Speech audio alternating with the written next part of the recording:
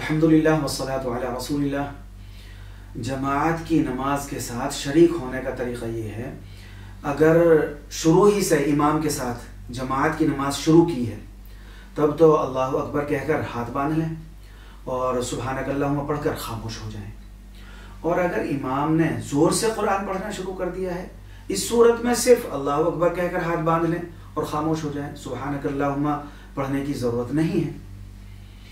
लेकिन अगर इमाम किसी और हालत में है, मसलन रुकू में, सजदे में या कायदे वगैरह में है, इस सूरत में खड़े खड़े अल्लाहु अकबर कहें।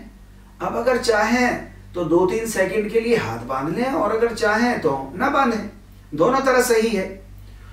लेकिन फौरन दूसरी तकबीर कहकर इमाम जिस हालत में है उन्हीं के साथ फौरन शरीक हो जाए।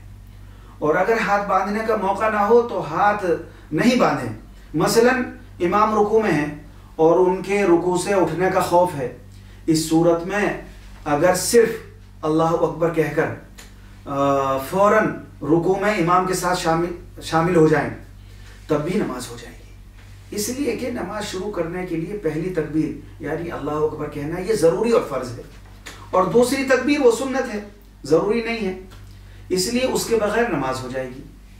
अब अगर रुकू में इमाम के साथ शामिल हो गए तो आपको ये पूरी रकात मिल गई, और अगर रुकू में इमाम के साथ शरीक नहीं हुए बल्कि बाद में शरीक हुए तो ये रकात छूट गई। आखिर में इमाम के सलाम के बाद आपको ये रकात पढ़नी होगी। बाज़ लोग इमाम को सजदा या कायदे में पाकर उनके खड़े होने का इंतजार करते हैं कि जब इमाम खड़े होंगे तो जमात में शरीक होंगे। ये तरीक़ा सही नहीं है, बल्कि इमाम जिस हालत में है उसी हालत में जमात में शामिल हो जाना चाहिए। इमाम के पीछे खड़े होने की हालत में सिर्फ पहली रकात में और सिर्फ सुब्हानकल्लाहुम्मा पढ़ेंगे, आउज़ुबिल्लाह बिस्मिल्लाह सूरह फातिहा वगैरह पढ़ने की ज़रूरत नहीं है। और सुब्हानकल्लाहुम्मा पढ़ना भी ये सुन्नत है, वाजिब और ज़रूरी नहीं है। अलबत्ता रुकू, सजदे और कायदे में वो तमाम चीज़ें पढ़ेंगे जो अकेले में पढ़ते हैं।